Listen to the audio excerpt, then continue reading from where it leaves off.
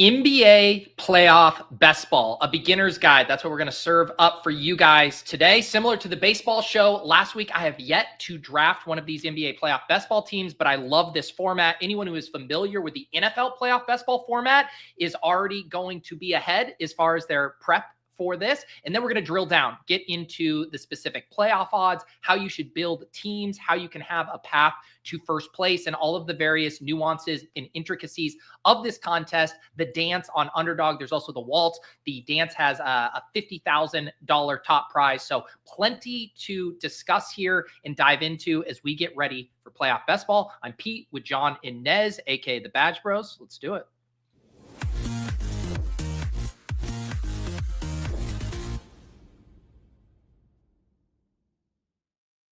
All right, fellas, proving our multi-sport athlete bona fides here. Had a lot of fun with the baseball show last week, and I'm going to feel slightly less out of my depth today because I have been doing daily NBA stuff, so a little better feel for these players. And also, like I said, with NFL playoff basketball, which there are some similarities there. So, Nez, Jon, how are you guys feeling about NBA playoff basketball right now? I think I'm feeling a little bit better. Got my feet wet this morning. I was kind of in your camp, Pete, there, where I was spending so much time in the daily streets, so much time in the baseball streets that I, wasn't fully focused on this one. But I know Nez has been in there since the jump, and he was in every lobby I was in this morning as well. So I think we got an expert alongside us. I've been drafting quite a bit. Yeah, I think I'm up to 50 dance drafts done right now. I really wanted to get to 50 during the NBA All-Star break, but that was just simply not feasible during that time for me. But I've been chipping away at the dance, and I'm definitely going to be kind of off putting my NBA daily process on auto a little bit more to get into these dance streets more, just because NBA dailies much easier to auto. I don't like to auto them, but they are much easier to auto than the dance, which you should never, ever, ever auto the dance. No, and that is one of the similarities to NFL playoff basketball. Like autoing those is a death sentence. Yeah, maybe you might build a team that has a good shot of advancing out of round one, but you are almost certainly dead on arrival to win the contest. Yeah, 100%. Let me just pull up the contest dynamics here. I know a lot of you watching maybe have already drafted a bunch of these, are well familiar with how this works, but I think it'll be helpful to everyone to kind of start from the bottom and work our way up. Like I said, there is the waltz here at the higher price point, but for our purposes, we will just be focusing today on the dance, which has a $10 price point, $50K to first. Like I mentioned here, they are 10 rounds. If you've been doing the dailies, you're used to, just having 6 rounds there. But this is going to go the full 10 rounds. You can kind of see the breakdown here. But Jon and Nez, maybe kind of kick us off here with just the overall dynamics of how this tournament works. And as I kind of scroll through, we have these rounds: round one, conference semifinals, conference finals, and NBA finals. That is pretty analogous to how the NFL one worked as well. Yeah, I mean, one little wrinkle with round one there is the play-in tourney there. So, we're going to be going 10 deep instead of going, whatever it is in the NFL, 8, 7 deep or whatever, or even what it was in the NBA in the past, going 8 deep. Those back end 4 on both sides aren't solidified, and we won't know them because they'll play a play-in tournament to get there. Now, do we really want to be staking our hopes on the shell of the 76ers right now, or the Chicago Bulls? I mean, probably not. But it is just an interesting little wrinkle of not fully knowing or grasping the player pool. Like some of these teams that are in the picture right now might only play 1 game, which is a little different there. The one thing that jumped out to me in a big way was the 2 out of 6 and then 1 out of 10 this year. Yeah, Nez, what just kind of, I'd love to pick your brain on your thoughts about that dynamic. Yeah, I think it was the same as last year with the 110, 1-6. And I mean, I'm not gonna lie. Does it change how I'm drafting? No. Do I understand why it goes 110 to 1-6? No. Also, maybe it just I don't maybe it's just the way the math works.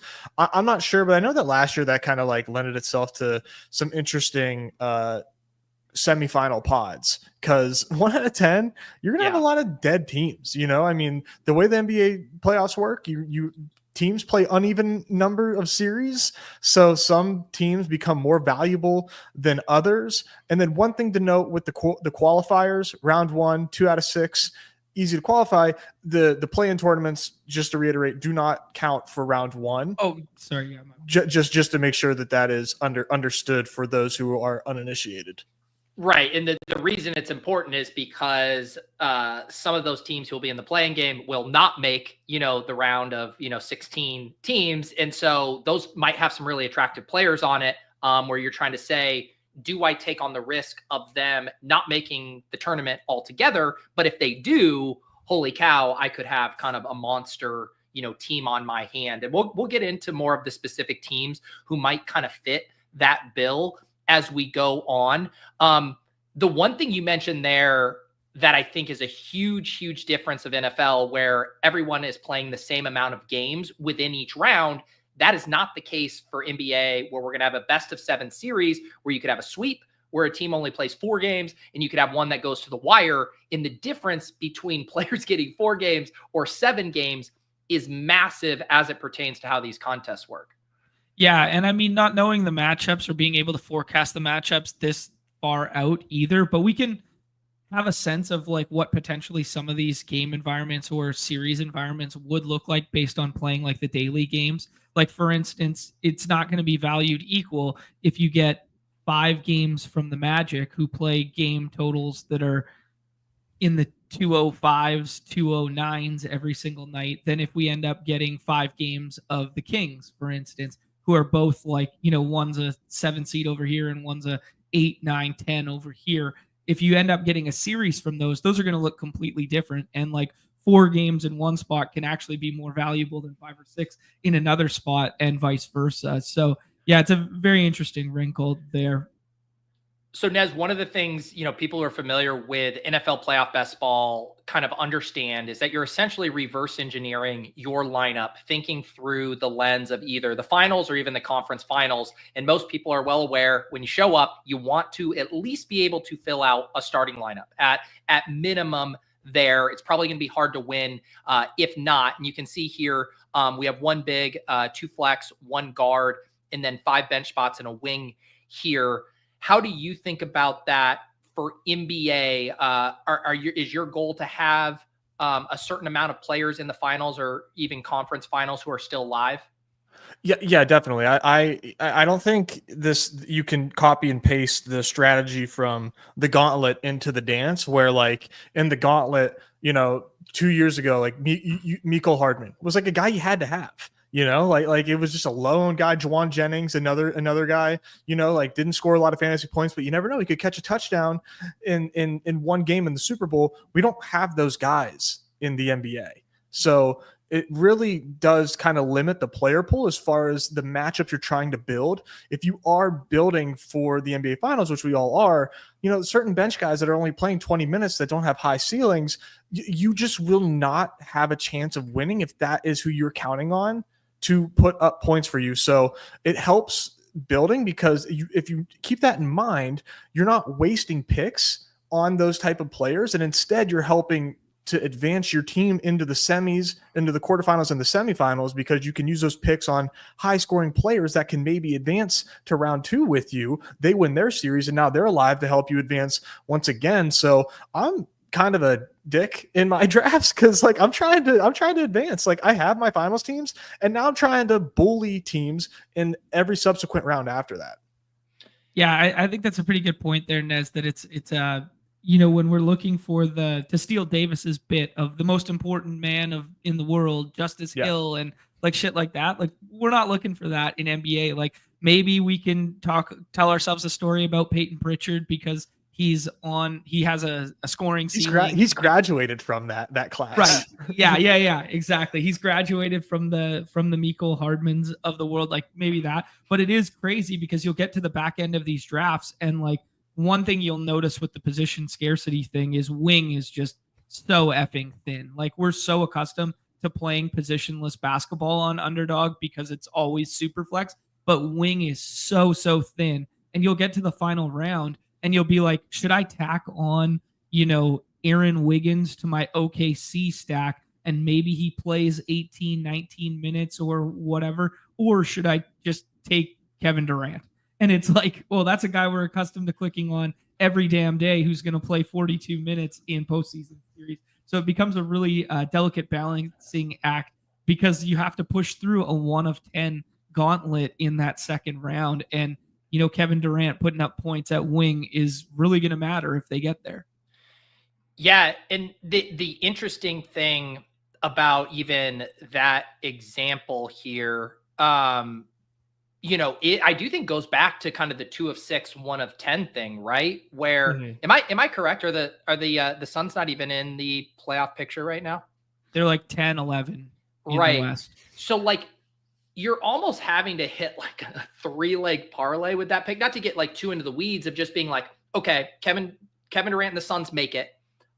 He helps me advance, but then they also need to win that game too, because 2 of 6 is going to be the easiest round for you to advance of all of these. You have a 1 in 3 chance, assuming all of the teams are average in your pool. So that I do think kind of maybe starts to inform a little bit of like, we call them right with NFL, the advance rate pieces. I do think that's kind of an interesting consideration of like some of those fringe plan game guys seem a little less attractive to me, just knowing that where they're going to help me the most is the easiest, week to advance in this tournament. Yeah, it definitely. If we could know, obviously, which one of these one of these wings specifically on this topic of conversation is going to be in round 2, that would make our lives a lot easier. But we're not sure yet. But yeah, I am very, very adamant on especially the type of teams that I am targeting in the dance. Adamant on like advance rate wings and trying to have wings to put up points in every single round. And if you're building a team like the Cleveland Cavaliers, one of the favorites to win the NBA title, your wing options on the Cavs are it's slim to none. It's crazy. You really do. If you're coming into the dance blind and you really want to take part in the dance and you want to draft and you want sweats, you need to analyze the wing position and who is available for what team. You're just drafting somebody to maybe put up like 60 total points in the finals if you're for this Cavaliers example. Is there a parallel? Because I'm trying to think of like a good example in NFL, but obviously like a team like say the Chiefs, right, who were pretty weak running back wise relative. There's a lot of ambiguity. And you're like, if I'm going to play the Chiefs, like in my perfect world, I'll play it through Mahomes, the pass catchers. And then like say on the other side, I'm playing for an NFC, Super Bowl with the Lions, and I'll grab both Gibbs and Montgomery and essentially get this like hydra of putting together the perfect Super Bowl matchup that actually lines up to the team's positional strengths. Like with this Cavs example, like, is it basically saying if you play the Cavs to the finals, you're going to have to get your wing play from someone in the Western Conference? More or less. I mean, I did a couple this morning here where I found myself in this predicament, and I actually went to Eastern Conference for wing when I did OKC stuff, and did like Orlando and did Franz and Paulo together with the OKC stuff because I found a similar problem with OKC because J-Dub goes on the other side of the board, and then with the Cavs stuff, as you were alluding to, getting the guards and the bigs, and then doing wings from the Timberwolves and just doing Randall and Jaden McDaniels in there with Ant as well, and doing like 3 in that. It's a lot less onslaughty, I think, just like from a macro than football is too, because you really do need usable scores, especially in that second week there. So yeah, I mean, just building a finals roster of 5, like you can just go like 3 as your core team and then stack a bunch of 2s around it. Like you don't have to even go 4 with the Cleveland guys or 5 with the Cleveland guys. Yeah. Why don't we kind of expand on that, Nez, as far, because I do think most of us coming over to this with NFL playoff best ball brain are thinking of it through the team lens. You grab, Shea here, you grab Jokic, you grab Tatum, like all of a sudden I want the rest of the Thunder on that team. I want the rest of the good Nuggets. Unfortunately, other people want the rest of the Nuggets, the rest of the Celtics, the rest of the Thunder, as anyone who has seen people get tagged in the Discord who are blowing up their perfectly made teams can indicate. So how do you balance that dynamic, Des? Is it in a perfect world, like if you take Shea, like let's just say completely perfect world, you want Jalen Williams, you want Chet, you want Hart, like you would want all 4 of those guys on a team if you could just have them, right? Yeah, it'd be great. I think the problem comes where, like, okay, you take those 4, have fun building out a Pacers Thunder final, because you're not getting any usable Cavalier if you just go out and get those guys, and you're lucky if J-Dub falls back to you, by the way. And if you take all 4 of those guys, your usable Cavalier, if you're lucky, is Jared Allen. So okay, cool. Like you're doing that, which was, honestly, if I had those 4 and Jared Allen, I would honestly take that. That would be considered like a nutted start or a nutted finals matchup. Cleveland and the Thunder are is one of the hardest pairs right now, just because of how expensive they are. So yeah, it's tough because if you start off with those Thunder early, the East pieces that you're left with are teams that just have very, very little shot at making the finals. So it's a problem. And how do you solve for it? Well, maybe you sacrifice that Chet Holmgren pick for an East pick, so that way you can then try to build out ancillary East around that. If you end up landing that Shea J-Dub start, you may just have to like go East. I mean, I haven't quite figured it out because I don't get Shea J-Dub that often. So John, I was just going to say, because the thing that makes it hard, right, is because like people in NFL are used to this dynamic, but you can always add the Noah Gray, the various fringe guys. You can grab, Tim Patrick, and it's like not a dumb thing. It's actually a really smart thing that you're trying to do. But like the equivalence here, Alex Caruso, not the content creator, the basketball player here, like the odds of him being the guy you need, the most interesting man in the world in the NBA Finals, is like so slim to none based on like how many points he's going to score, right? Yeah, exactly. I mean, there's an outside chance that he knocks down a couple threes and gets a couple stocks, and he's out there for a defensive role. But like his ceiling's like 28 fantasy points with 21 minutes or something like that, right? And it'd be like an extreme outlier. So yeah, I mean that's where you come down to the debates of like those tail end draft slots where it's like, yeah, man, your OKC stack that you started with might only have 2 pieces, and you're actually building like your East team as an underdog, whatever. But I wouldn't be so quick to write off the potential of like some of these underdog teams and stuff like that. Like it's not crazy to see upsets in the NBA. I mean, like this is a far more projectable sport, and the upper echelon talent does. The true 1 seeds do seem to find their ways through or whatever. But like last year, we had a 6 upset a 2. We had, the Mavs upset a 1 and make it to the finals. So like if you do hit right with like those back end superstars that are underpriced right now and building out a secondary stack like that, I think that's a fun way to do it. So one of the ways that I was gravitating to it was just playing the hits with like the Clippers stuff. Like I think the Clippers are low-key underrated. I think the West is way more wide open than the East, and you can get a full Clippers stack from round 6 onward of guys that are, close to round 1 or 2 talents in every daily draft we play. So, I mean, you could paint the same narrative for the Rockets. You could paint the same narrative. Basically for the West is far more wide open is kind of a lazy way of saying it. So Nez, when you mentioned you're already about 50 drafts deep, like clearly prioritizing some early drafting here relative to when this contest is going to lock, which is, let me confirm here, April 19th. What are the things you're looking for? Are you anticipating kind of rises in ADP? Are you trying to get combos that you just think won't be available in another month and a half? Yeah, definitely. And for me, it's prioritizing the Celtics and the Cavaliers. I don't think there's a team that can rival them. I was wishful thinking that the Knicks could do it. Maybe they still can. Maybe I'm a little bit down on them just because they're on like a 3-game losing streak right now or whatever it is. But Cavs and Celtics are just giga wagons. And I'm not so sure anybody has a chance to beat them. Now, Bucks have Giannis and Dame, so like in a playoff series, those two can always like catch fire, make something happen.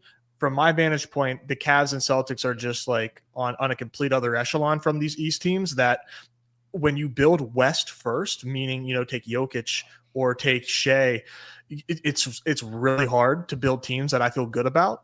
So I like to, I'm prioritizing the best way possible to build out these Celtics and Cavalier teams in the dance right now.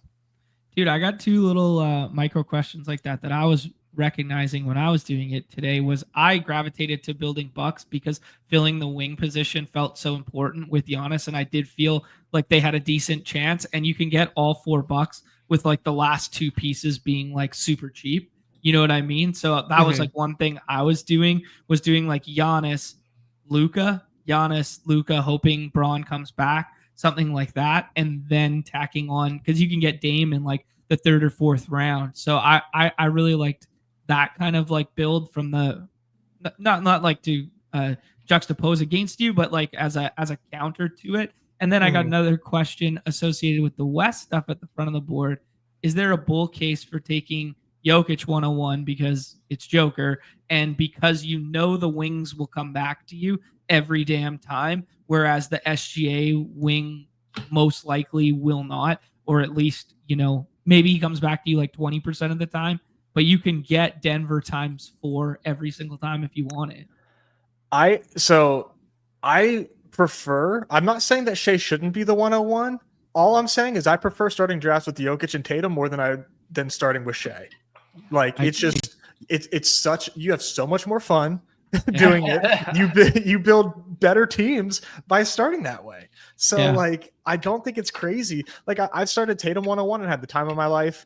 Jokic 101, like you said, is easy because he has two wings that start and will be playing close to 40 minutes a game. And completely mush, but we're doing content, trying to put out good advice for people. Aaron Gordon is like one of the most underdrafted players in the dance right now, and he's getting like 35 minutes a game now. He was hurt all season. Now he's back and getting ramped up, and he's a wing, super valuable. You're going to have him to complete those Nuggets teams. You just don't have that luxury starting off with the Thunder. Not to say the Thunder are bad picks. It's just so much harder, and I think that there's something to say about that. I wouldn't. Sorry, Mike's just alluding in the chat there that Tatum 101 is Giger Brain. Like, I don't think I'd do the Tatum 101 though, because I want my Tatum teams to have a chance at Jalen. So Jalen has an ADP of 17.7. So you're saying that if you say you were able to sneak like a Tatum at 4 team, maybe you get Jaylen Brown coming back to you in the second kind of thing. Yeah.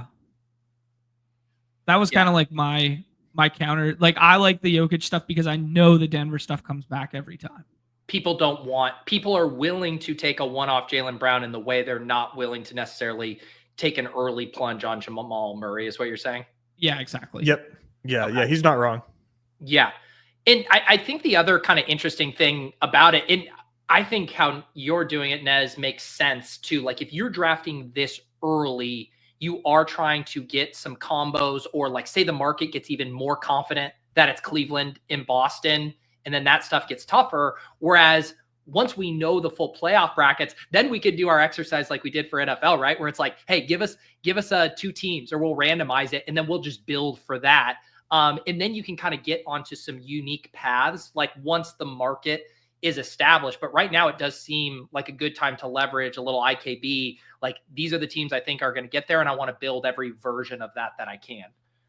100%. And I think there's some West teams, some West stacks that are just like hilariously cheap. And, it reminds me, Nick made a comment a while ago, like the Lakers run 2 years ago when LeBron and AD and D'Angelo and Reeves were like, it was the first time they made the run. They went to the Western Conference Finals. We did a show, us three, with Zakarian and John Boy Beats way back when. And I was like, man, the Lakers are just too cheap. And you can, and then that ended up becoming the Western Conference Finals. There are so many West teams right now that have shots. Like John said, I fully agree. The West feels wide open. You can tell yourself a story about a lot of these West teams, and so many of these teams are just like beyond free. Maybe that's a stretch, but like it's easy. They are easy to stack with your East stacks. Mm-hmm. And outside of Memphis, like all of them have some wing depth that you can get to. You know? Yeah, exactly. Yeah. That's one of the best parts.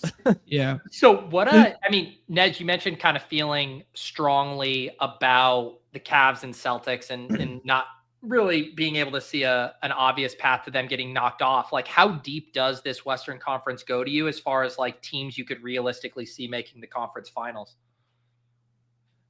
Counting right now. So it depends on the Mavericks' health. If the Mavericks are fully healthy, they're included.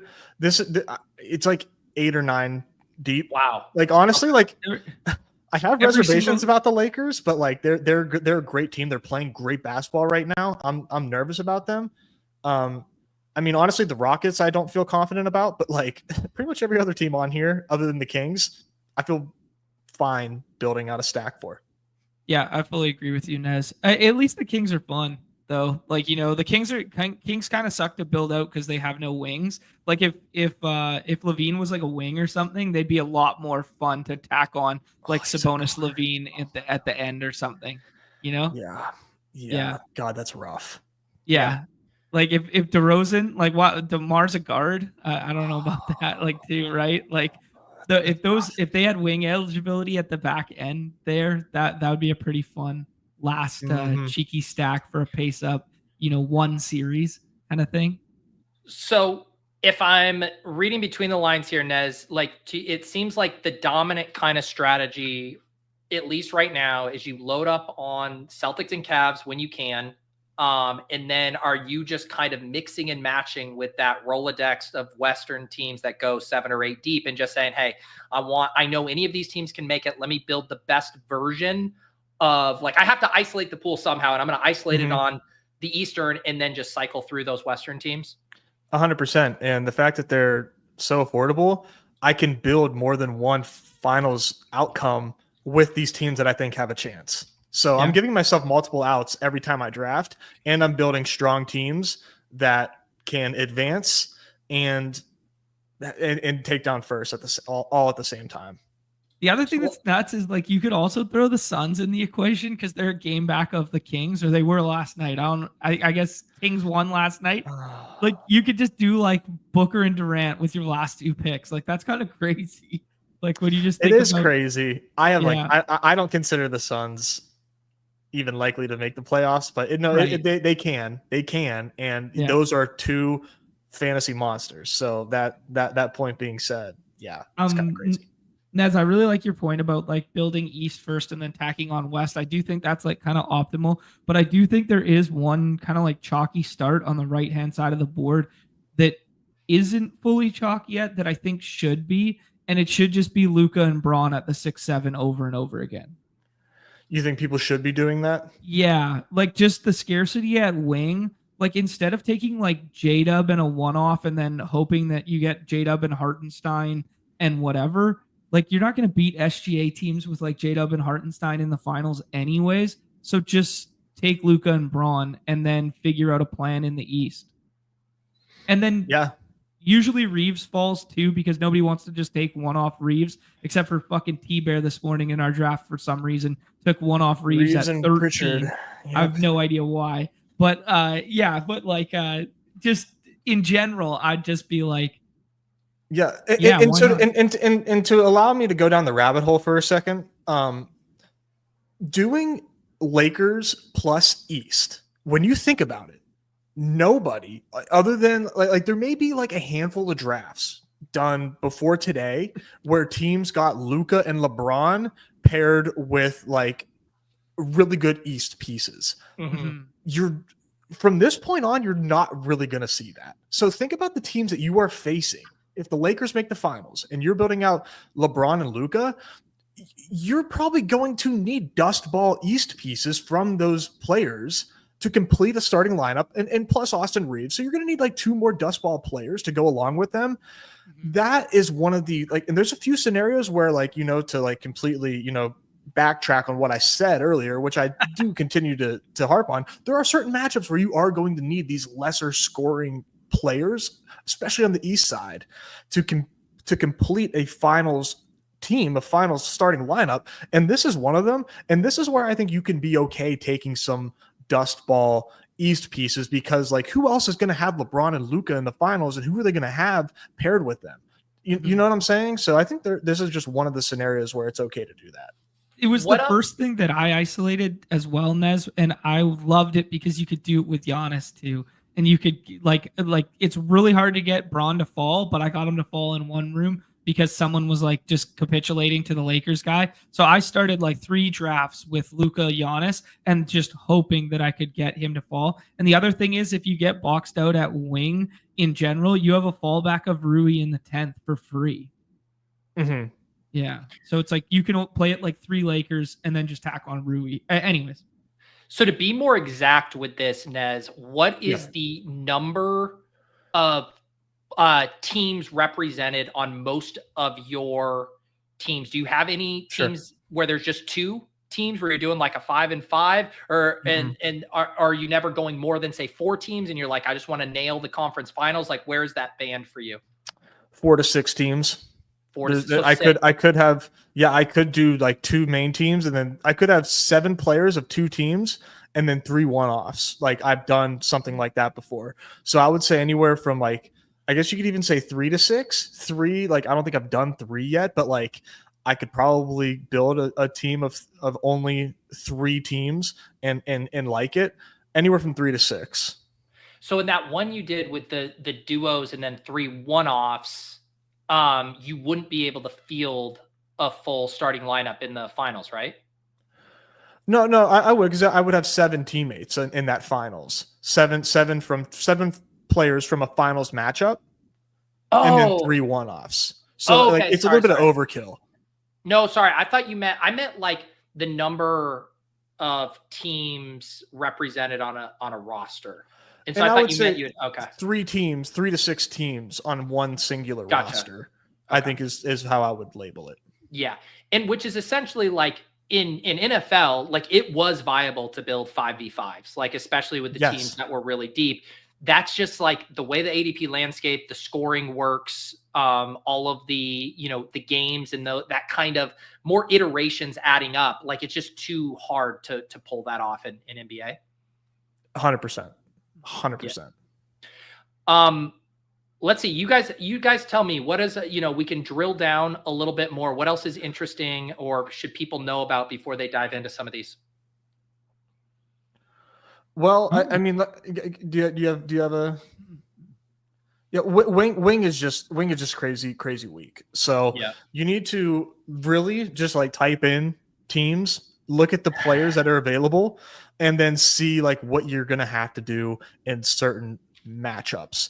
And I think using Cavs and Thunder is a good example, because there's one good wing there, and it's J-Dub. And getting J-Dub, like getting a good 5 teammates from Thunder and Cavs together is really hard. It's really hard. I've tried it. It's difficult. So that tells me it's going to be hard to put 5 of like the best Cavs and Thunder together on the same team.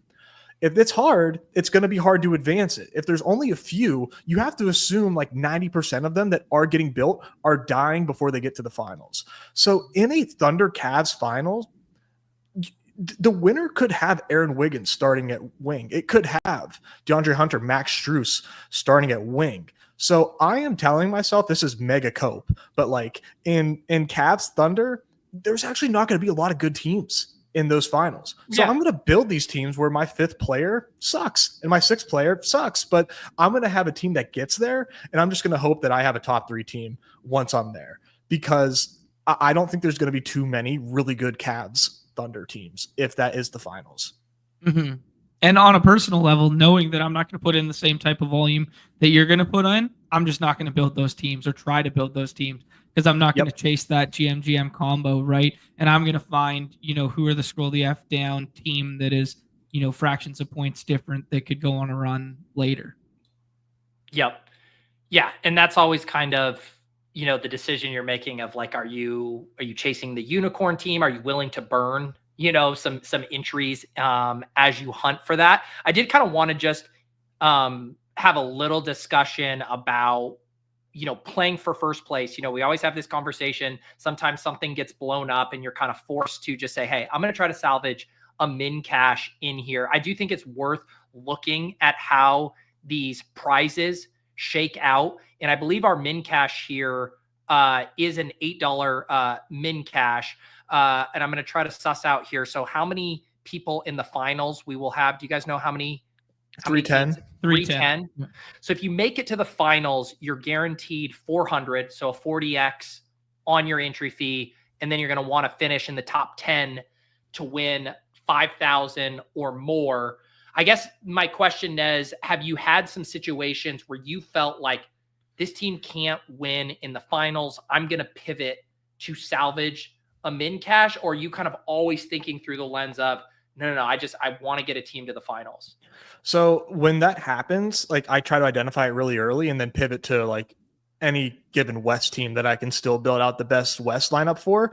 And then maybe just like this is what happens if that West team goes to the finals, because I feel like that is doing what you said. Like, okay, you get a chance at a min cash and you're still live for a big cash. Like I truly do think that the West is very open. So it's kind of the best of both worlds in that example, but that happens a lot when I'm building out Shea. Like I've got Shea in the Thunder and now I'm like, okay, there's nobody like I cannot build out a good Thunder team. Like somebody took J-Dub and Chet from me and I didn't go Hartenstein at the 2-3. He's gone before I'm up at the 4-5. I'm no longer building a Thunder's team anymore. Like it's just I'm going to a different West team and it's like the best of both worlds in that example. Yeah, Nick with the perfect example in the chat there. It's like that's the classic. Oh, we're just Clippers pivoting now. Like we're just Warriors pivoting now. Like we're just that's it. I do think the 1 out of 10 and the fact that min cash is only 8 instead of full money back there is just another reason to just shoot the moon with the majority of your builds. Like just from like a pure structural standpoint, that just screams to me like, yeah, we're shooting ceiling every single time here. That being said, we know the archetype of players that are available late in chasing points, and the difference between football and here is like football playing for the finals is oftentimes like taking a really low projected guy, whereas like playing for min cash here is taking a really high projected guy, but that high projected guy is also probably the guy you need in that 1 out of 10. So maybe it is just like a decent macro strategy. Do you guys get what I mean by that? Mm-hmm. Yeah. Well, it does sound, it's to me, what I'm hearing is we kind of have these two competing factors. Like the lack of strength at the wing position makes drafting a lot of these teams hard and arguably less fun. But with how deep the West is and how many viable contenders there are, that kind of offsets it and reopens the draft board. Like if the West mirrored the East in that there was an equivalent of OKC and Cleveland, like this wouldn't be that fun of an exercise, I fear. Right. Yeah, exactly. Yeah. No. Like the Thunder are like giga favorites, odds on, but like I think there's way more contenders though. And I think if you go down the odds, you see that, but yeah. I have some pulled up here. These are to win the championship. Let me do it by conference. That's a little bit better to do for Western Conference. So you have OKC at -125. So big favorites. And then the Nuggets plus 525, Lakers plus 650, Memphis plus 11. Sounds like Nez just found a bet he likes. Yeah. Minnesota plus 4,000 is crazy. Okay. You go. That's crazy good value. Crazy good value. They're not even fully healthy right now, and they're beating the Thunder. Okay. All right. There you heard it. Go bet Minnesota Timberwolves plus 4,000. Not financial advice. Yeah. Don't need KD, man. We got Jaden McDaniels. That's right, dude. Jaden McDaniels is balling. So why do you think? So obviously the betting market. So like to do comparables, right? It has the Celtics and Thunder as comparable faves, and then Cleveland is a much stronger favorite than the second in the West and the Nuggets. But the odds, Knicks at plus 700, like the odds don't seem to necessarily reflect the sentiment from you guys that this is way more wide open. Do you have any reason why that that might not be? Pete, I'm sorry, I totally missed your question because the hoops guys in the chat are killing me right now with this the true hoop, knowing that you can wait for Randall to come back and you'll get an even better price on Minnesota. God, man, too much. Julius Randle's gonna learn his place when he comes back, man. They're gonna put him in his place. I had a string of drafting Julius Randle in the dailies, and then it was never again. Yeah, he was he's gonna learn his place. Ant's gonna if Ant can talk to former President Obama in that tone, I think he can talk to Randall in his own tone too. If you guys haven't seen that, I think for me, and this is like I'm trying to put myself in the minds of the odds here. I think it's because Shea is the MVP. Okay. And so they're like, okay, yeah, he's the MVP, man. Yeah, of course the Thunder are gonna be the favorites, man. The Thunder are deep. They've got the MVP. They have Chet. They have Hartenstein. But like in a playoff series, and Rinpak came on our show and made a similar statement, and I agree with him that like the West has teams that when you condense their rotations, I think can like put up a really, really good fight against the Thunder specifically. The Thunder, the second option on the Thunder is Jalen Williams, and pretty much every other team in the West that's going to face the Thunder has a better second option than the Thunder. Yeah, from a true scoring perspective, for sure. Correct. Yeah. I guess the counter is that they're the youngest roster and they're the most defensively complete team maybe ever, but like not actually ever. But if you look at all the advanced dork metrics, people will tell you like, "Whoa, they're so good," kind of deal. But yeah, like just let me see that. Like theoretically, they're like set up well to contend with the Nuggets because of the play at the bigs there. But like, yeah, there's some other teams here that can run 3-man games with tight rotations that can for sure create in ways that they haven't seen all season long, you know?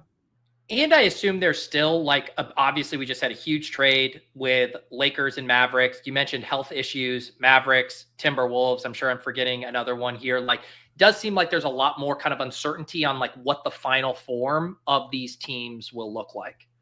I think that's what makes it really fun to speculate on, right? Like you can poke a hole in like all of these teams, even when they condense rotation, right? Nez, like Lakers have no 5. Well, that matches up terribly for playing against Joker. You know what I mean? So it's like, depending how these matchups can shake out, like, do you really want LeBron playing track meet series against Memphis, who's the fastest up-tempo team in the league? Probably not, right? Like, yeah, the Lakers 650 odds, like, man, I don't have a lot of faith in the Lakers, but they continue to like defy what I believe are like the odds. Like they're playing so well right now, and like it just like I'm like, how is this really going to work in the playoffs with Jackson Hayes at the 5? Right. Yeah. I mean that Mark Williams trade, like even though like people don't like him from a defensive standpoint and on paper the dorks will tell you it wasn't good, it would have done wonders for this team, I think. Right. But they turned it away. I don't get it. Yeah. Yeah. Let's I was gonna ask you guys your favorite backdoor stack, that kind of emergency ripcord that you pull when T-Bear goes rogue and takes your Austin Reeves from you. Who do you guys find as like the comfiest backdoor? Can we do this in 2 parts, Pete? Yeah. Can we do favorite backstack and then favorite like late advance rate pieces? Yes, I love that. Let's just completely mush all the edge. Okay. Cool. I like that. Yeah. Let's do your favorite backstacks first, and then we can do an advance rate piece there. Who wants to go first? Let's do it in okay, I think there's interesting ways to do this, Des. Do you want to do it in terms of like 2-man stacks or conference stacks? Yeah, okay, let's do it as conferences.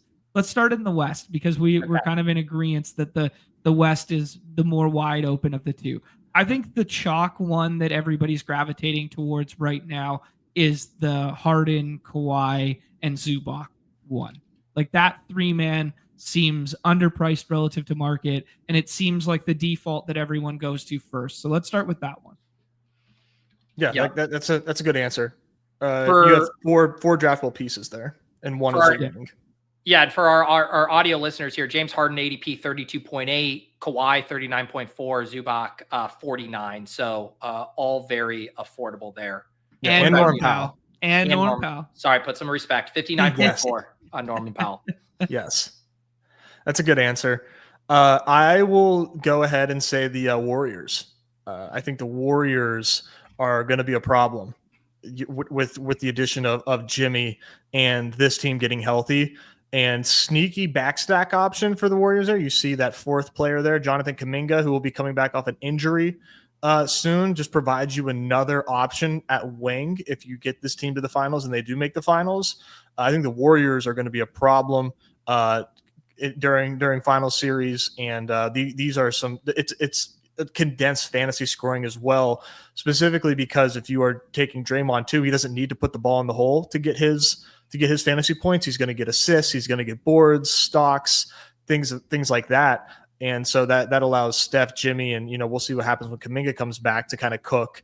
This is a pretty dangerous team if in the playoffs.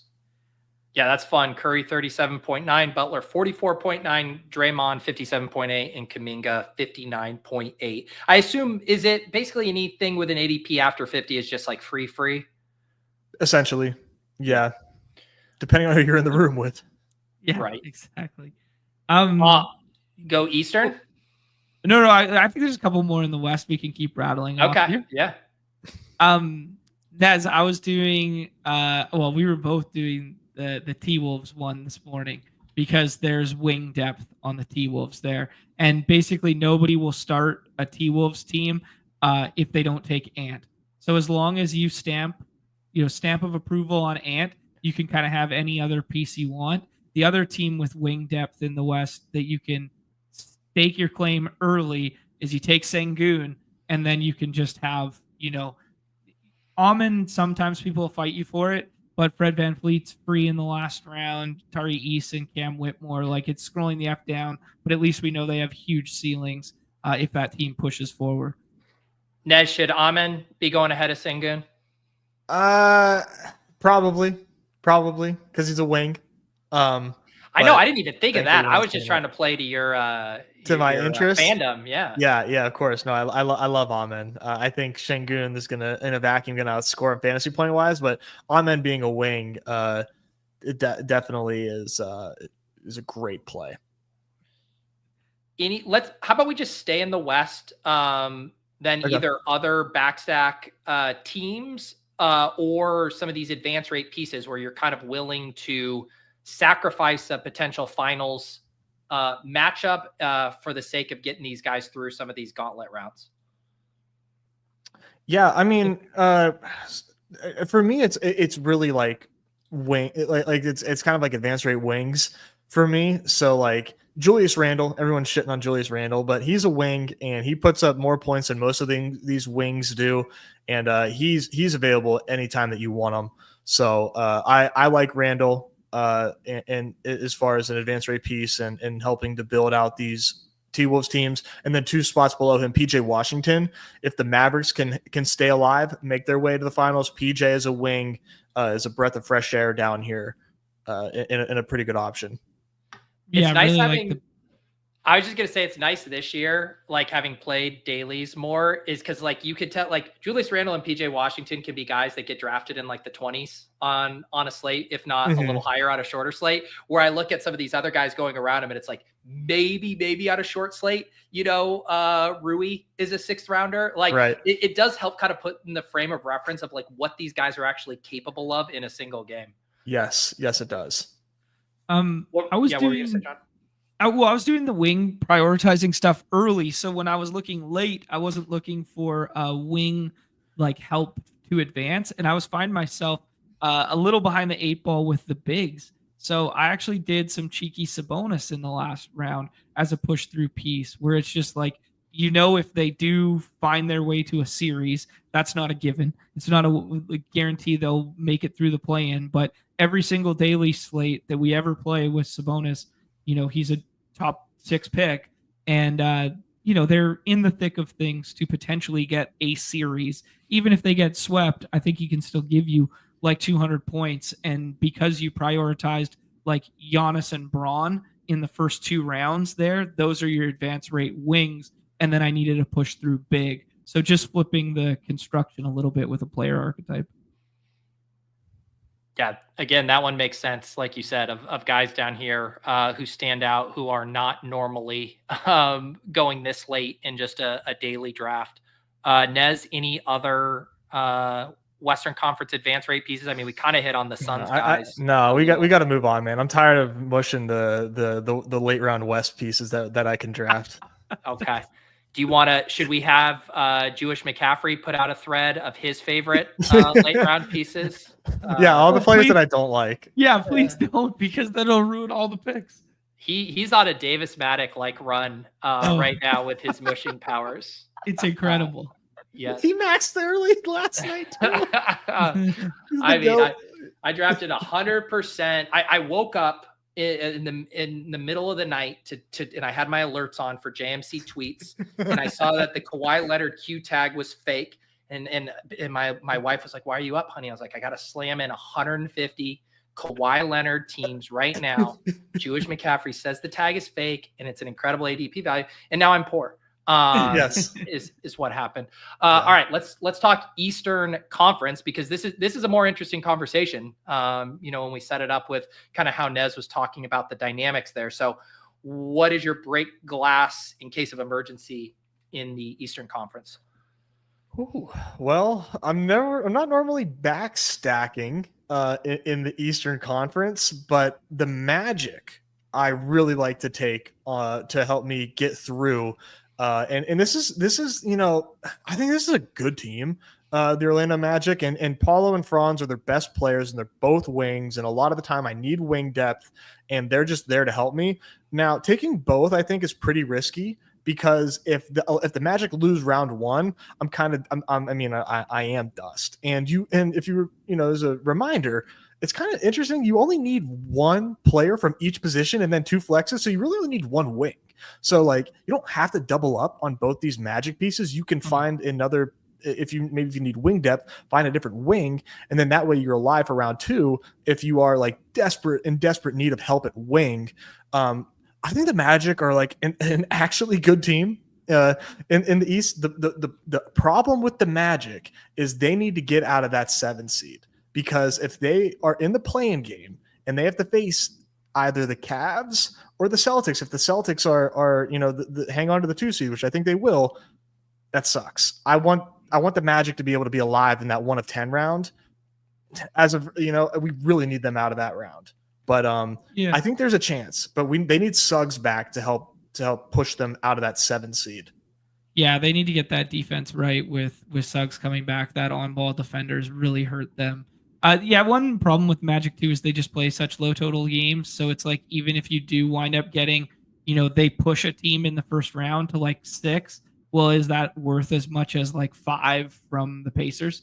Would you rather have the Pacers losing in 5 or the Orlando losing in 6? So I think it's more of a problem for their opponents than the Magic themselves. Yeah, like, good point. The Magic are like giga condensed. It's Franz and Paulo, and like maybe Suggs, and then a couple putbacks for Goga and Wendell Carter Jr. I have no problem with them as fantasy pieces themselves, personally. Mm-hmm. I did a disgusting. Well, actually, one more thing on the Magic, especially with Franz coming back, the basketball teams that are around them in the standings right now are hella fragile, right? Like the Pistons have been on a nice run, but is that team longed for the postseason? We were singing Cade's praises, but yeah, I don't know that one. They're probably a better basketball team when Suggs comes back than the Pacers and the Pistons and the Hawks, who are right around them, right? I 100% agree. Yeah, I think they're kind of dangerous. I just don't think that they're Cavs Celtics upset dangerous. Mm-hmm. The one that I did this morning that might be absolutely disgusting was 4 late Heat. I did like 2 from the West, 2 from the West, 2 from the West. So it was actually an SGA team. So it was SGA, Chet, Jaw, and then JJJ came back. So I had the bigs, and then I did 3 Heat. I did Hero, Wiggins, Bam to round it out. And that was kind of like playing it through that angle. Yeah. So I know there's never like hard and fast rules you can do with this stuff, but to kind of emphasize kind of how you're thinking about these East pieces relative to the West ones, like when you're building out those backdoor stacks in the West, you might take on 3-4 of those players from the same team, being like they can make the Western Conference Finals. When you're doing it with, say, the Magic or any of these non-top 2 teams, is it kind of like a max of 2 for you, because you're like, maybe I bink the right matchup and they can play 2 rounds, but they're just not getting to the Eastern Conference Finals? Is that how you would think about it? For the most part, yeah, that's typically how I'm playing it. There is another team too. Go ahead, John. I'll give you a chance to kind of. I was just going to ask you, like, outside of the Cavs and the Celtics, who for you could make the Eastern Conference Finals? I think the Knicks and Bucks could make it. That's it? Just those 4? It depending on how healthy the Magic are, I think that they could like make some noise. I don't think the Pistons can make the Eastern Conference Finals, and I don't think the Pacers can either. But the Pacers, they do have good players. Like, they are a good team, but like I don't think that they could beat the Cavs or the Celtics. Okay. All right, who's the other team? Yeah, the Pistons. The Pistons, okay. Man. Pistons are the hottest team in basketball right now. 7 straight wins for the Pistons. This was the loss leader last year in the NBA, and they're playing great ball. And if you want to get a team that can help you in that 1 of 10 round, it's the Pistons. If they can stay out of that 7 seed and then find themselves in a matchup against a beatable team, such as, I'm not sure who their matchup would be, but it may maybe be Knicks, Bucks, Pacers, like one of these teams that they would face potentially. I think that they can win and then give you points in that next 1 of 10 round. And Cade Cunningham, ADP 36, he's a top 5 pick any time that he's on the slate. Just a great option there to help you score points. And they've got a couple wings there. Tobias Harris, who doesn't really have a ceiling, but he's putting up 30 fantasy points in any game that they're playing. That can be somewhat helpful. And Asar Thompson, I think, is going to get major minutes come playoff time. They're kind of being careful with him at the moment. And he has big time stock upside with a high ceiling. So this is a team that I think can give you pretty strong contributions in that tough 1 of 10 round. Yeah, that makes sense to me. And would you do any just like Cade one-off too, just with how so much production just flows through? Definitely. Yeah, you don't necessarily have to double up on the Pistons, but yeah, Cade giving you points in round 1 and round 2 could be very, very helpful. He's hooping. Yeah, another guy who, if you don't play the dailies regularly, a first round pick, at worst, like 1-2 turn type pick. Advance rate pieces. Anything you guys like doing here? I mean, we just mentioned Cade. I guess he can kind of qualify. I guess some of these guys can almost double up as advance rate pieces. The Magic wings. Yeah. The East, pretty much everything we just said for the East is almost exclusively for me advanced rate pieces, because I feel so strongly about the Cavs and the Celtics. Yeah. Let's see, Nez. Do you have we did the plus 4,000 we liked on the Timberwolves. I mean, you're having to get real spicy here. Yeah, really different with it not being wide open. I mean, I guess your Pistons and Magic both here at plus 10,000. Yeah, Magic at plus 10,000, I think, is a slap in the face to the Magic franchise. Okay, I love it. Well, I have while we've been recording, I've placed bets on both the Magic and Timberwolves, so I'm tailing. Let's go. Here. Let's go. John, any other one-offs you want to talk about before I say we start drafting a little bit here? No, I think that was a pretty comprehensive list there. Beautiful. Yeah, good stuff. And, like I said, this contest is going to be open for another almost 2 months. So we'll definitely check in on it. I'd like to do a couple more shows. We can get some guests on. We're going to kind of alternate some of our programming here. And we'll definitely, this will not be the last playoff best ball show. Just wanted to, whet our appetites here. And I think we should get in and do a couple drafts right now.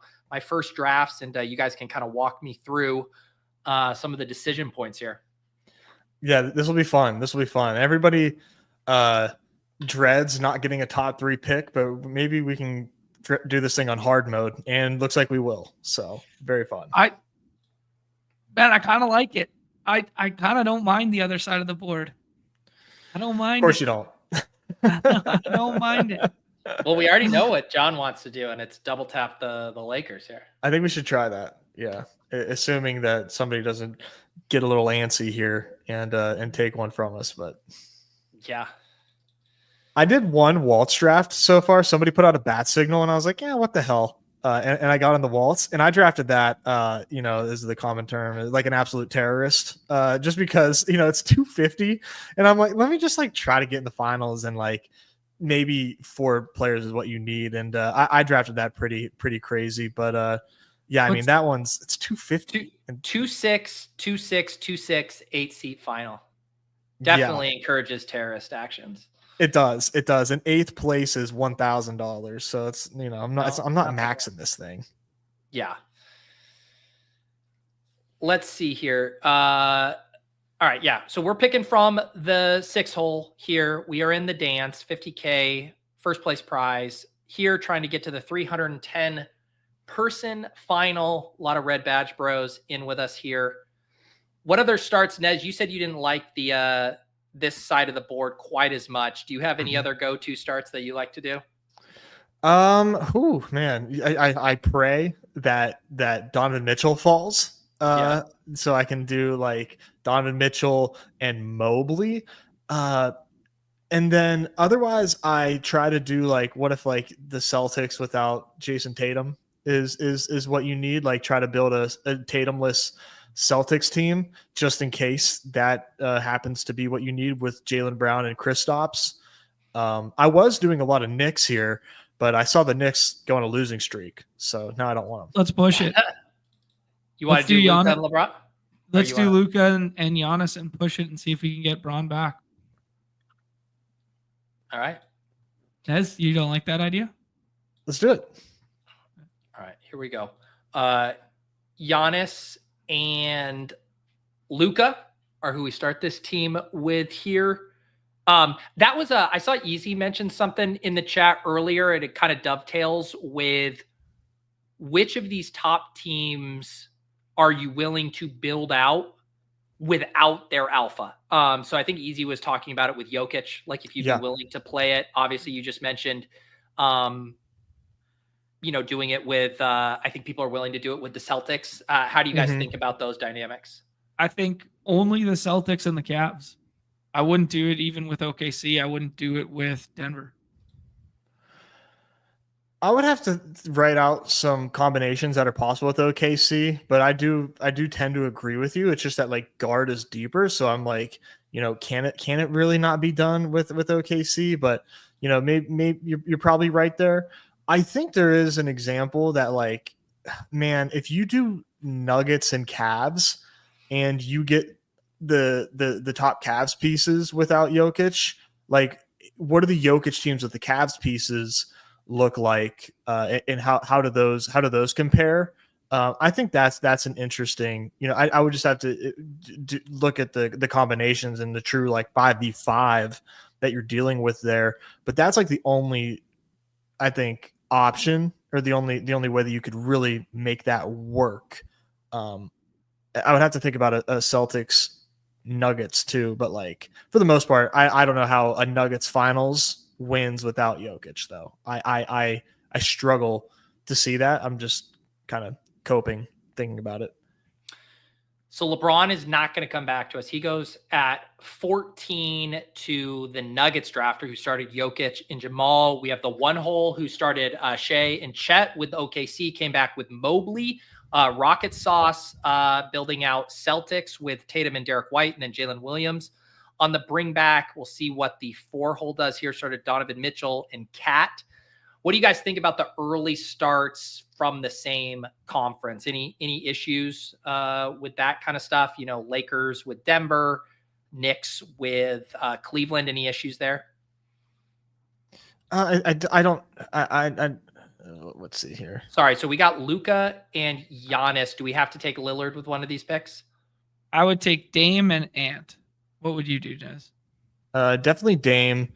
The Lakers are out of the question here, so we're building out East.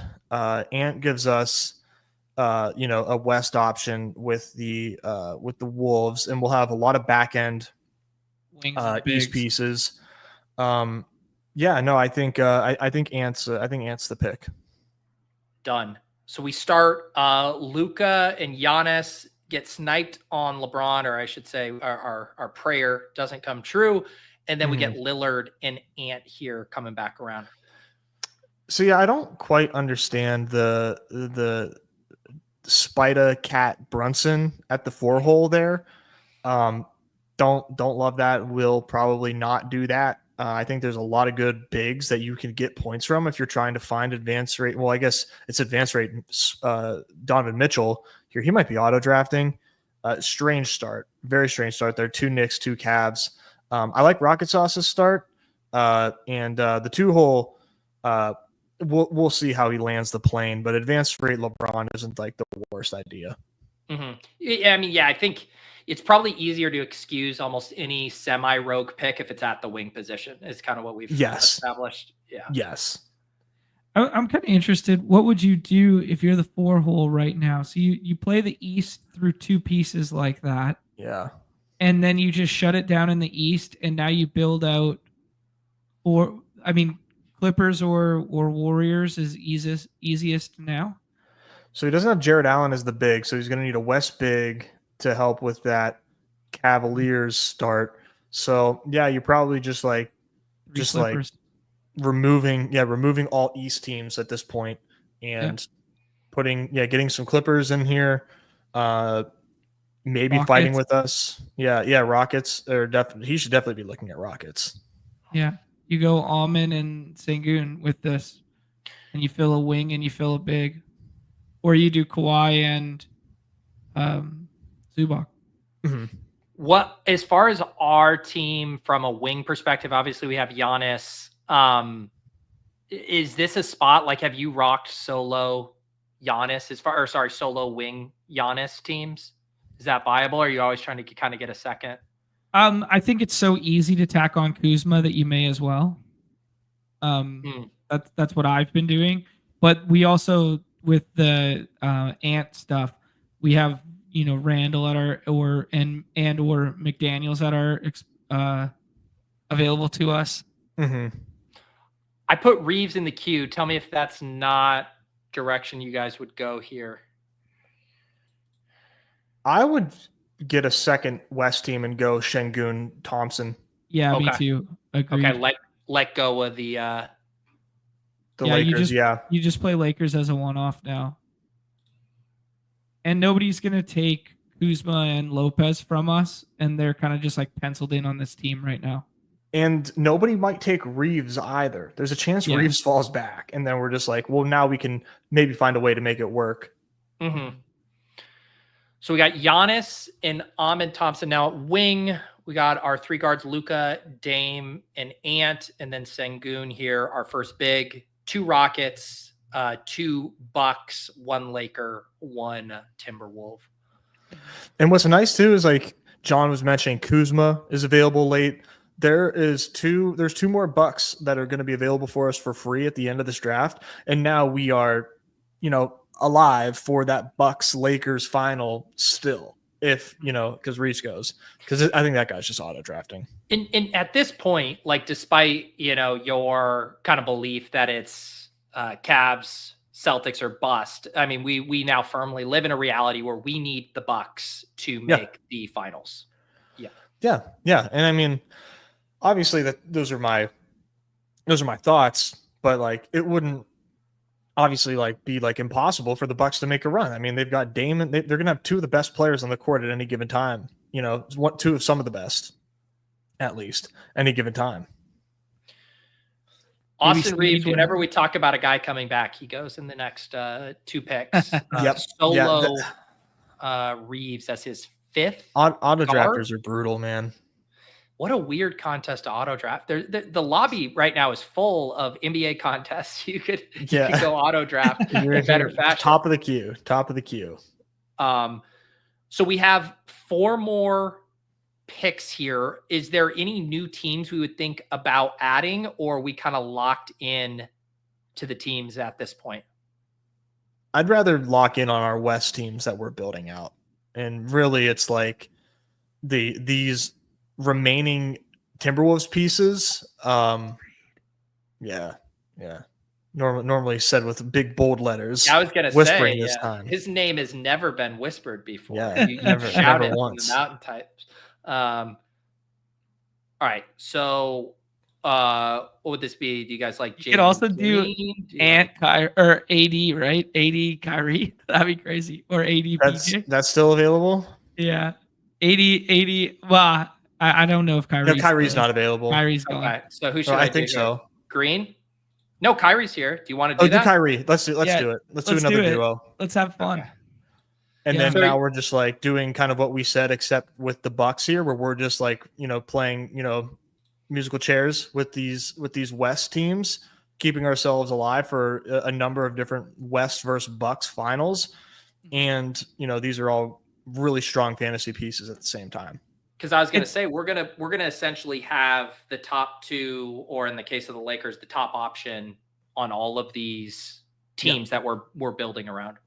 Yeah. Yep. So we're basically just playing Bucks finals from the East, and then playing Whack-A-Mole West here, which is funny because when we were kind of like halfway, I thought about this team being T-Wolves and Bucks, and kind of more concentrated to like 3-3. And now we're going to end up with 1 T-Wolf.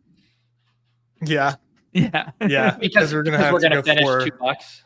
Yeah. I think we're going to have to, if we want to keep ourselves alive for that Lakers Bucks, unless we want to just say like, Luka's advance rate, then we would go, Naz Reid, Milwaukee Buck. But yeah, I think 2 Bucks is the move. Yeah. Cause you want to maximize having all of those different finals outs with the duos. I think so. Or with the Luka. Yeah. Right. Especially because we're pretty good on advancing. We have a bunch of first top 2 round daily basketball players on this team. Yeah. Yes. Yeah. The other angle that Easy's putting in the chat there that kind of makes sense too is you could take 1 Buck and 1 Wolf, or you could take PJ Washington now too, and like backstack it like that. But I think it's just a matter of whether or not you like if like I don't hate it's a preference thing now. Yeah, it's like, what would you rather do? Would you rather like have like a sick Wolves Bucks final if that's the final, or maybe or have this Lakers team without LeBron and Bucks Lakers? Fuck the Lakers. I just bet the T-Wolves at plus 4,000 to win the Western Conference Finals. Motherfucking Reed! Yes. That's going to be a clip whenever they make it to the finals. No, it's possible. We did it. I agree. I would agree with your thought there. Okay, so Naz Reid and who? Do you do PJ? Then okay, let's think about this. Or would this have to be Brooke Lopez to give ourselves? Because we're good. We have 3.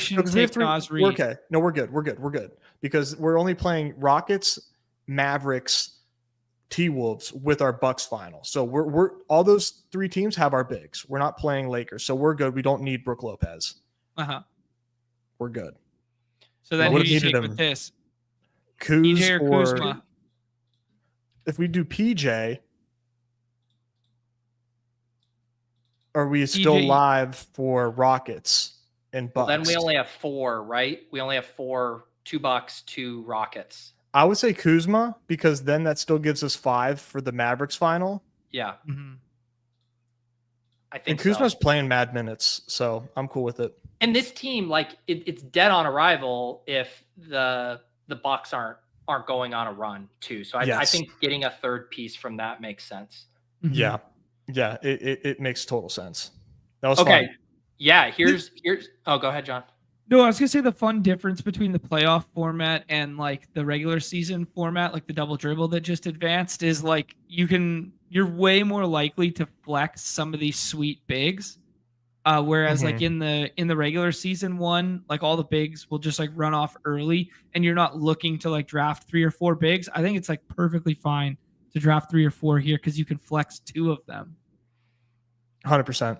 Yeah.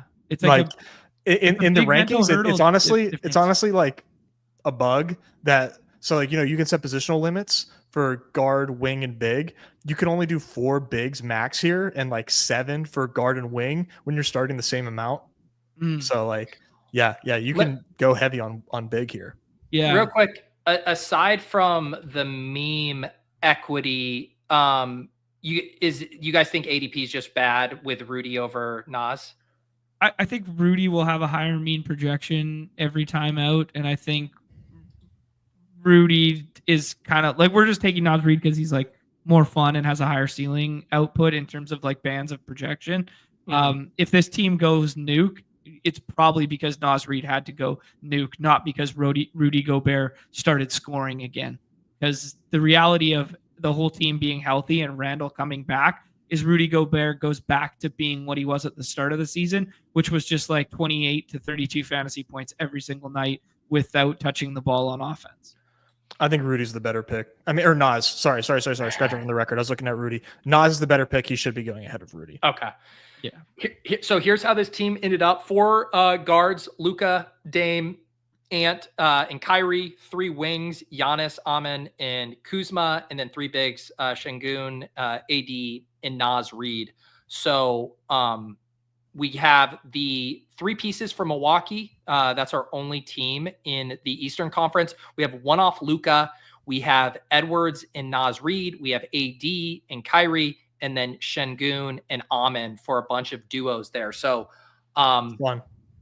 Very, very fun. And so now Luka in this, we're not live, or I mean, we're still live. Technically, we wouldn't be able to field a full starting lineup for Lakers and Bucks, but then those other 3 teams, we would be in very good shape for a Bucks final with them.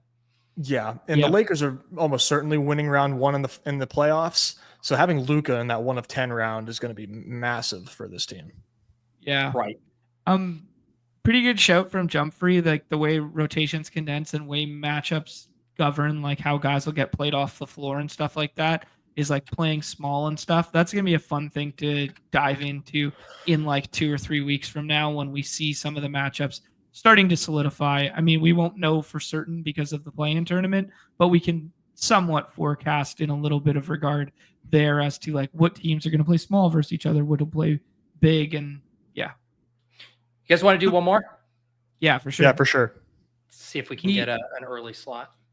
The other one that I wanted to bring up, just because we were building Bucks there, I think there's a 0% chance Bobby Portis comes back, right? 25 games, it's 50 some odd. Does that make him playoff ineligible by getting suspended? Because like I know in baseball, if he gets like suspended, then he's playoff ineligible. Is that a thing in basketball? I don't think so. Because it's not performance enhancing. It was just little painkiller. Wasn't even a strong one. Just a little tramadol. Eligible to return April 8th. So he is playoff eligible. Yeah. Just an interesting little wrinkle. I mean, he hasn't, since Kuzma's been back, he's been primarily off the bench role and whatever. It's probably not relevant, but it's just throwing it out there. Yeah. I was not able to will an early draft slot. In fact, we are drafting from the same draft slot. So I thought it'd be fun to just draft the exact same team and kind of explain. Jokes aside on that, I mean, there are those, we've talked about this with NFL, where pod luck, especially that 1 of 10, like you could draft 2 of these exact same teams, get them both to the 1 of 10, and one of them makes them because you're not facing a wagon and another does it. So it's not the worst thing in the world to double, triple, whatever up on some of these teams that you really like. Yeah, I mean, not to open sore wounds, but to open sore wounds. Like I happened to sneak through a gauntlet team that scored 4 less points than my friend Peter, and my friend Peter. Yeah, you know, just a little 0.3 $46,000 swing, but we've moved on. What do you want to do here? let's switch this up and let's go full chalk donk stuff and let's go Boston and OKC to start double wings and see what it looks like. Okay. All right. Yeah, it's on a different build. Like, so yeah. We'll give this guy the Giannis Luka beside us. J Cam's a nice guy. He can have it. Oh, he's doing the Braun thing. Yeah. That's fun. The new meta. I don't hate this start at all. It's such a tough spot drafting at the 1-6. I think you might as well do something like this just in case the board or in case the room gives you something nice. Oh, the Joker Giannis start. He passes on it. Oh. Dude, the Bucks suck. Like, I'm not worried about that. The Bucks are nice, man. They know they're not. don't play. They're and they trash, both played 40. Nez wasn't phased, and Jon just acted like a crime was committed. The GM of all GMs. No, dude, the Bucks are so unserious. But Wing's so thin that even just knowing I'm going to get one series of Giannis, even if it's just five games, I don't know. Yeah, I mean, Mike brings up an okay point in the chat too there, or a good point. The injury concerns are real with the calf and the minutes restriction. I guess it's important to note that Giannis has been on a minutes restriction since the All-Star break, didn't play in the All-Star game, and then he's been slowly ramped up again. So, yeah, I mean, it is real, but fucking Giannis in the playoffs, man.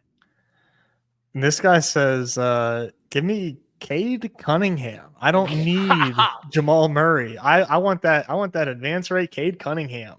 The Pirate King is indeed the captain now in this draft. All right, we are about to pick. We'll see. Okay, the Luka LeBron team goes Dame. Is Hartenstein one of these picks? Hartenstein East. What do you want to do here, John? Do you want to go Grizzlies pivot? I think Hartenstein's a must. Like the fact that we started with. And what are we building with? Then what else are we doing with Thunder? I think you go John Morant. Okay. I think you just abandon ship on the Thunder. Okay, pull what we did with Luka, where you just play it as the one advanced piece. What are you seeing here? Well, I just thought this. I saw this as the chalk outcome, in that you're going to build two, and then you scroll for a Boston. We needed a Boston faller. We needed Derek White to fall, and he didn't fall. So I was going to say JJJ here. Okay. Sure. That's a good talk. Someone in the chat was wondering. Noticed that we had, I don't think, said a word about the Grizzlies through all of our intro, playoffs, specifics. Any reason they got glossed over?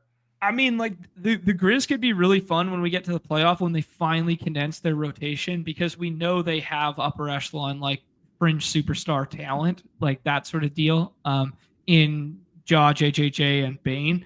And the problem with us in the daily streets right now is like they all just play 30 minutes a night, and they're all just, kind of middling, and they run the rotation 11, 12 deep. And the strength of their ball club is playing fast and running the rotation super deep. And we kind of want to concentrate around outlier star potential in this format. And I guess the Ja JJJ isn't as sexy as even scrolling to Kawhi and Harden, or these known and noted playoff performers.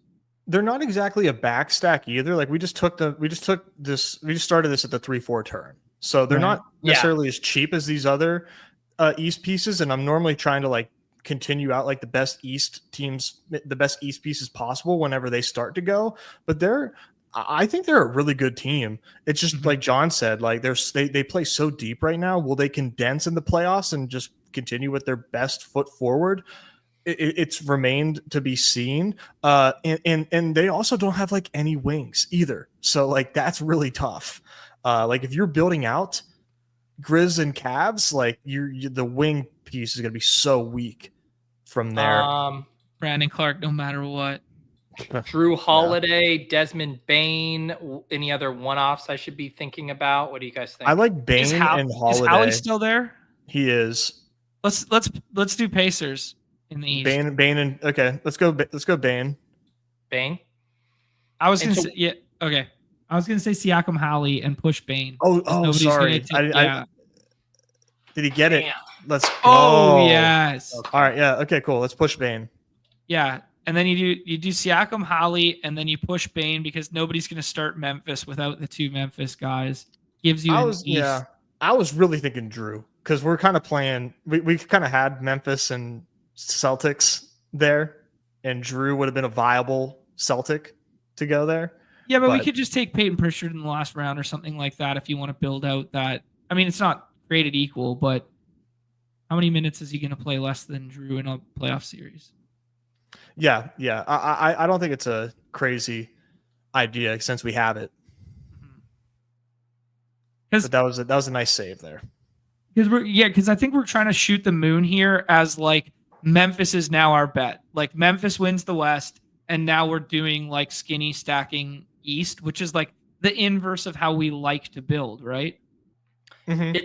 It's funny too because I want to say the Grizzlies and the Pacers are like the 2 viable teams that we have not discussed yet throughout the show. We somehow have landed on in this draft.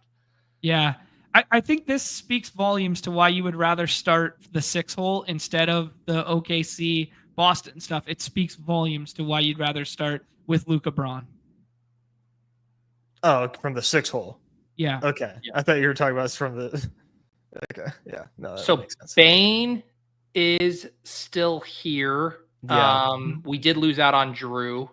Yeah, that's okay. What do you guys think with we could take 1 wing from the Magic, or we could take like Miles Turner or something. We don't need a Magic wing. We're loaded at wing. Okay. All right, Miles Turner, I think, would be the second pick in my opinion. Just to double down on Indy. Yep. And get a big. Okay. And we're going to scroll down for TJ McConnell. This lineup is set. This was the long con. All he wanted to do was draft TJ on this team. God damn. How did I not see that coming? Performer, wrap it up, condensed rotations, 28 minutes for TJ. John, let's say you maxed the dance. How many teams would have TJ McConnell on it? I will freely admit, unless there is an injury prior to leading up to the finals and stuff, I think I would have I'd have 1 for the bid.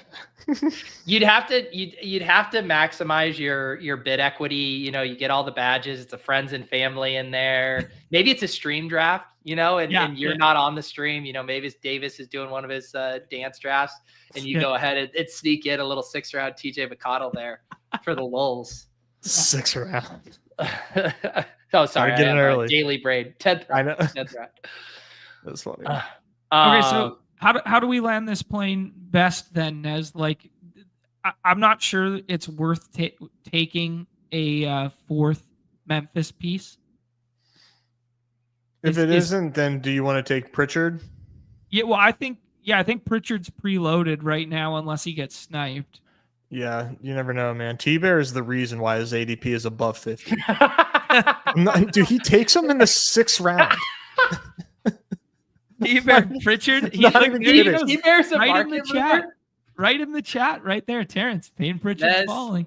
It comes down to horses, buddy. And Payne Pritchard is a goddamn Clydesdale.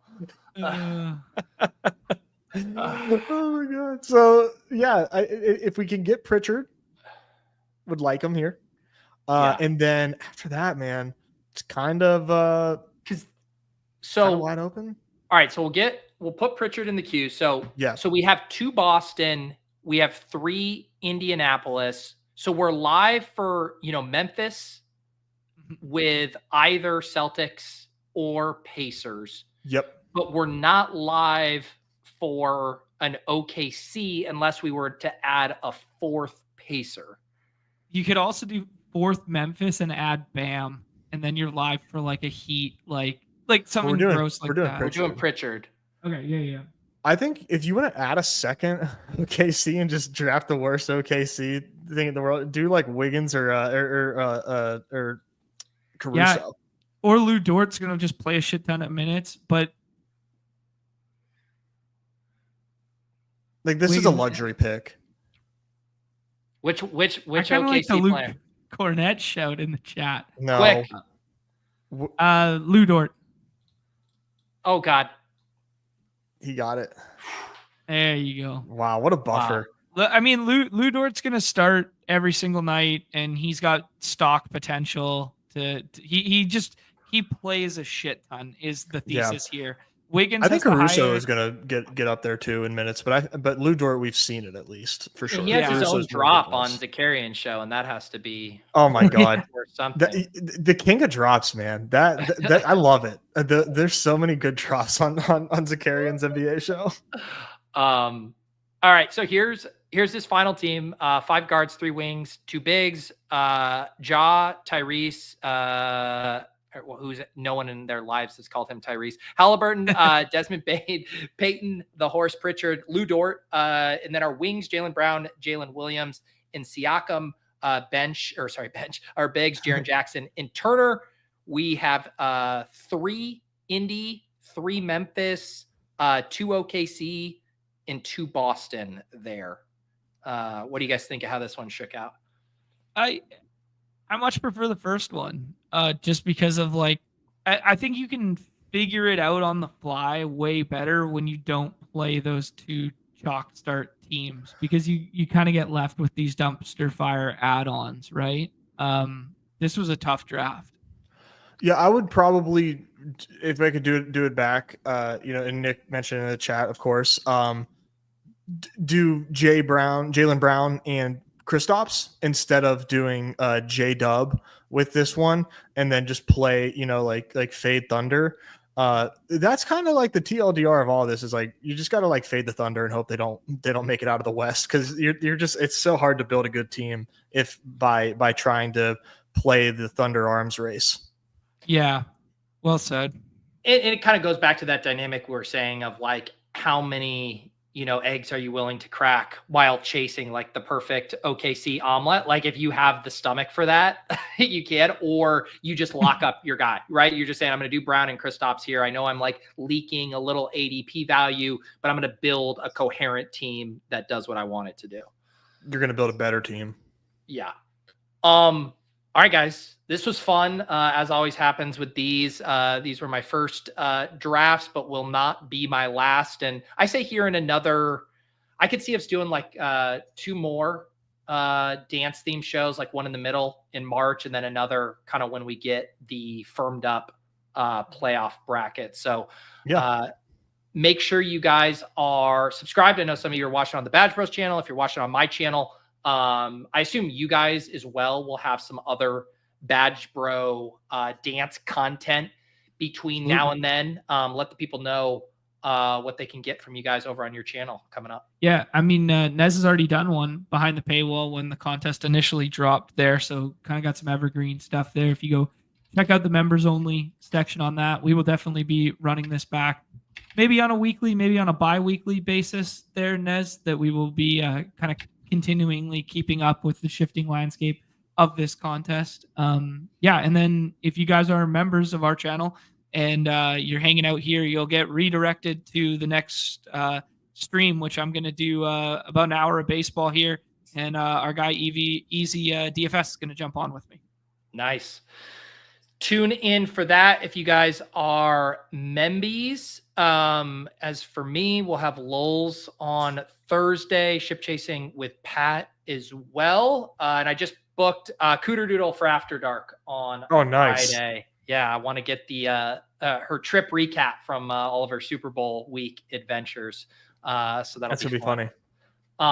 Yeah, I think that's it. We'll be back. Like I said, our new time slot, Tuesdays at 1:30. There was a comment at the very top of the show, which is it doesn't have very off and on the clock vibes. Tuesday at 1:30. The show was initially scheduled for Friday afternoons. So yes, your note is heard. But I'd like to think, I think you just start putting this on your calendar and you punch out of work at 1:30. When I was in the office, Tuesdays were always my least favorite days. I always said Tuesdays were the real Mondays. Mondays, you come in refreshed, motivated to do work. Tuesday feels like middle of the week hell. So I think we're doing people favors here by giving you some good Tuesday content. If you feel, you feel me, give a hell yeah. Hell yeah, Nez. All right. Catch us in the Discord as well. Deposit Kingdom Discord down below. All kinds of BadgeBros channels for all of the different sports. We will see you guys next time on Off and On the Clock.